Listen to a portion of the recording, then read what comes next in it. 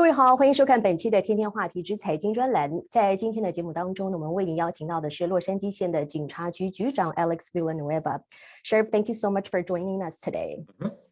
Oh, my pleasure. Now, as we bring attention to the recent violence against the AAPI community, I know just a few months ago, you held a press conference in front of the Hall of Justice to announce your support for the Asian community. Now, moving forward, what would the sheriff department do to tackle the Asian bias crimes? Well, we've been doing quite a lot. We had 3 different incidents. In fact, a few months back when we had an incident in Hacienda Heights, Diamond Bar, and South El Monte, where all 3 cases, they were hate crimes, not hate incidents. We identified the suspect, we made the arrests, so we are holding people accountable. And then we had a recent case now in Cerritos, at a park in Cerritos, where a person was assaulted and it was a hate crime. And that one, we're still trying to identify the suspect. So we're asking for the public's help, but we're definitely our hate crimes task force is working very, very closely with the API community, with our federal counterparts at the FBI. And we take this very, very seriously and just want to keep that message that you're not alone. We're going to be with you shoulder to shoulder. Now, what would you recommend people do when they encounter anti-Asian crimes? How should they stand up for themselves? One thing is, even if it's a hate incident, it doesn't rise to the level of the crime, please report it. Because when you report hate incidents, some of those people end up being the suspects in hate crimes later on. It's the very same people. So gotta definitely report it so we can identify who the players are and understand the context and whether it rises to the level of a hate crime or not. So definitely communication is very, very important. I know earlier you mentioned there was locally a hate incident happened in Diamond Bar during a rally against anti-Asian hate. Yes. DA ended up, don't want to prosecute the case. What happened there? Well, we referred to our federal authorities, the FBI. They have a civil rights division.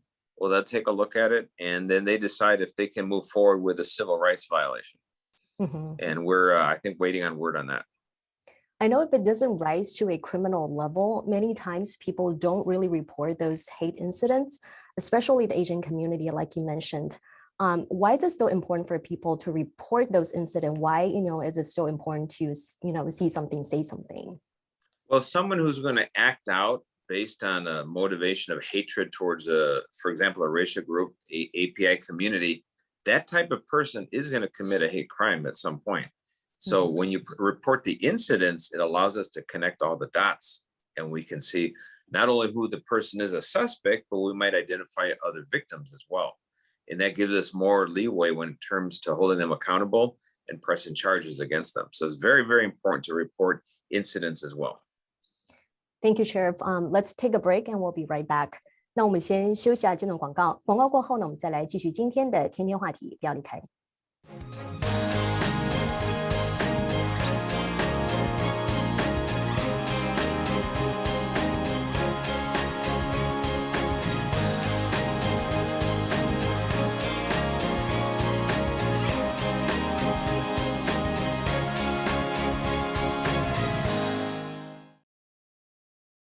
感谢回来，在今天的节目当中呢，我们为您邀请到的是洛杉矶县警察局的局长 Alex Villanueva. Sheriff, we spoke about anti-Asian crimes. What are your current top priorities right now as the LA County top cop? Well, we have 3 big priorities. We have homelessness situation that is spiraled out of control now. It's engulfing entire communities. That is a huge priority. Violent crime, a number and the rate of violent crime increasing is very, very large. In fact, right now, I have a 68% increase in homicides, and I have an 11% increase in aggravated assaults. And then if you look at weapons crimes, assaults with firearms and unlawful shootings, aggravated assault with a firearm is up 61%. Unlawful shootings are up 59%. So a total of 59% increase in crimes involving firearms. These are major, major problems for the entire community. It's a threat to peaceful people everywhere throughout the county. So those 2 are big ones. The third one that's equally challenging is illegal cannabis grows in the high desert and illegal cannabis dispensaries in the Southland. That is really overwhelming entire communities their presence and the negative impact they have on everyone's freedom of moving around. You know, I'm really happy that you brought up the homeless crisis. I know recently you asked the LA County Supervisor to, declare a state of emergency regarding the homeless crisis. So what do you think? Can you share a little bit about that? And what do you think? What's the role the Sheriff Department plays here?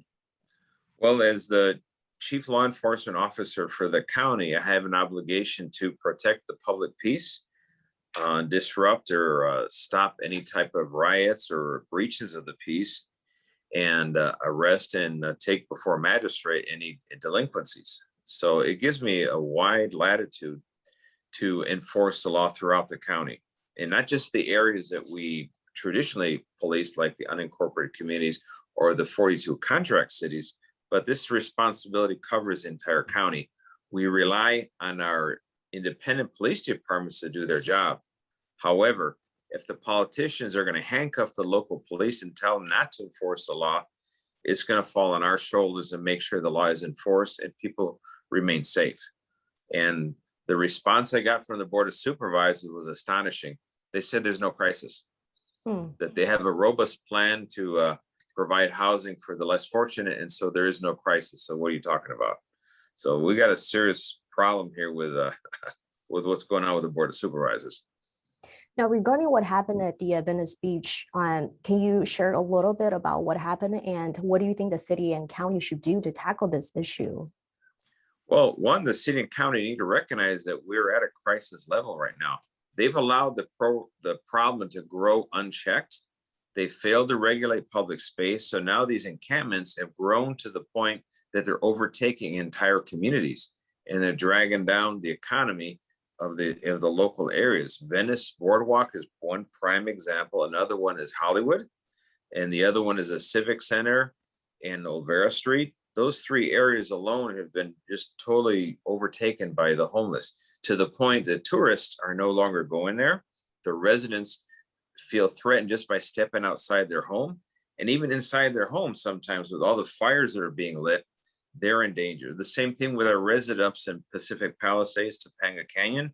You have encampments at the base of the foothills that threatens everyone's safety because of the high fire danger areas that are there. So we have a lot of very, very serious problems, but we have a Board of Supervisors and the mayor who just shrugged their shoulders and say, there's nothing we can do because we have to be compassionate to the homeless, while the entire community is being negatively impacted. I also want to talk about Proposition 47. I think a lot of people really care about this proposition because it really reclassifies certain theft and drug possession offenses from felonies to misdemeanors. They're obviously criminals who are taking advantage of the system. Can you talk about the challenges to implement laws like this? Well, the sad thing with laws like that, what happens is that you're eliminating the consequences for engaged in crime. For like Prop 47, it declassified grand theft from $400. Now you can steal up to $950 and it's still petty theft. And then entering a store with intent to commit theft was originally classified as a burglary, a felony. Now it's classified as a misdemeanor. So now you have criminals who will walk into a CVS pharmacy or a supermarket, they'll load up a bag with just not short of $950 and they'll walk right out, sometimes on bicycle, and no one will stop them. So in the San Francisco Bay Area alone, I believe 17 CVS pharmacies have closed down because they can't sustain the losses. There's no accountability. And you marry that with district attorneys who say, we're not going to prosecute misdemeanor crimes. You've created a lawless society now, where basically might makes right. If you have the strength to steal, it is yours and no one can do anything about it. That is not a civil society that I'm gonna tolerate. That is not what Californians expect or Angelenos. So we have to push back hard against this nonsense. Thank you, Sheriff. We definitely covered a lot of complex issues today. I know you're super busy and we definitely don't want to take up too much of your time. Thank you for your time and thank you for joining us today. Oh, you got it. Thank you. Thank you. 同时也非常感谢各位的收看，我们下期同一时间再见。